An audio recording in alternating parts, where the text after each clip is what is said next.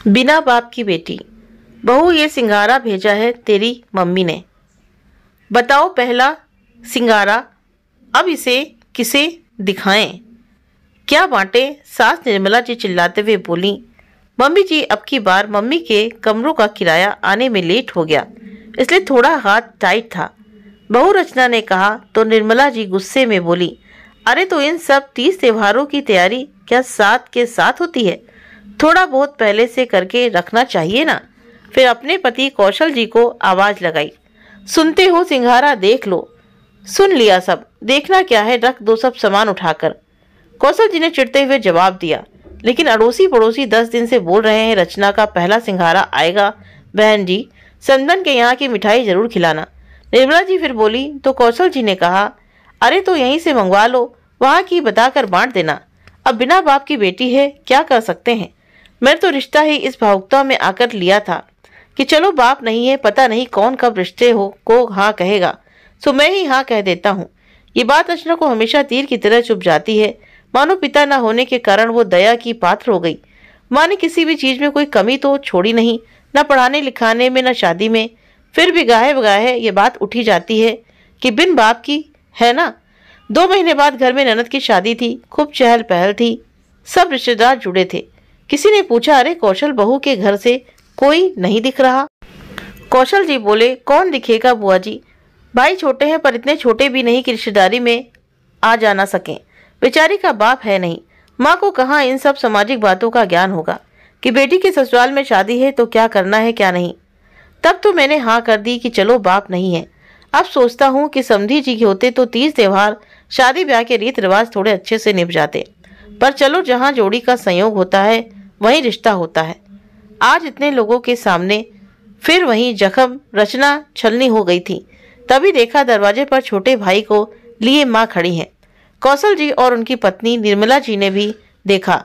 जहाँ वो दोनों सकपका गए वहीं रचना की आंखों से दर्द खुशी के मिले जुले आंसुओं की धार बह निकली। रचना की मम्मी पुष्पा जी सदे हुए और आत्मविश्वास भरे कदमों से आगे बढ़ी, दोनों का अभिवादन किया। फिर जैसे ही पुष्पा जी ने रचना को गले लगाया, वो फूट फूट कर रो पड़ी।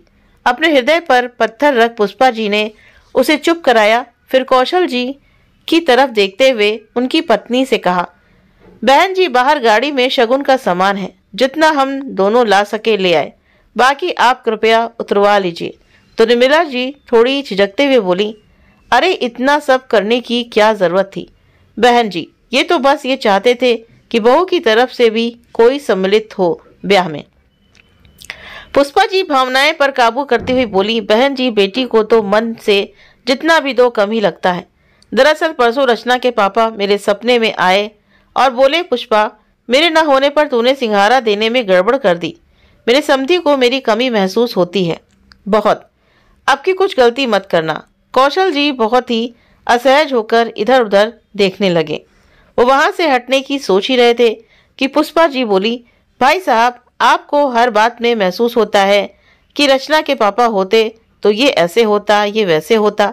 आप तो समझी हैं, सोचिए उनकी बेटी को कितनी कमी महसूस होती होगी। वो भी यही सोचती होगी कि पापा होते तो ये कहती, ये करती। मुझे उम्मीद थी कि आप पिता की कमी पूरी करेंगे, पर आप तो स्वयं उसे यही कमी महसूस कराते रहते हैं। रचना के पापा नहीं होकर भी उसके साथ हैं, मेरे साथ हैं, आपको कभी कोई शिकायत नहीं मिलेगी।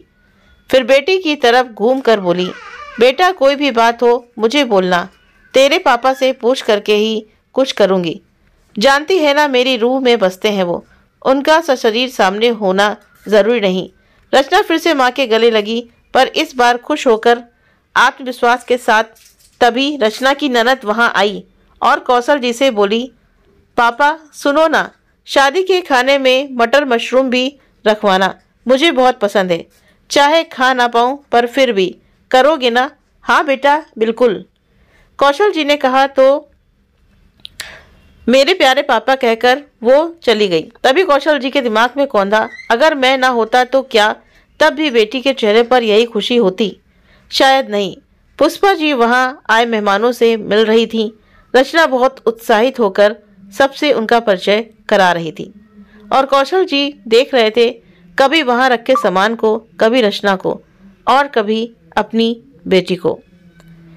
अगर आप सभी को ये कहानी पसंद आई हो तो वीडियो को लाइक करें, चैनल को सब्सक्राइब करें, वीडियो को शेयर करें। आप अपने कमेंट करके भी जरूर से जरूर बताएं। मिलते हैं आप सभी से नेक्स्ट वीडियो में नई कहानी के साथ में। Thank you.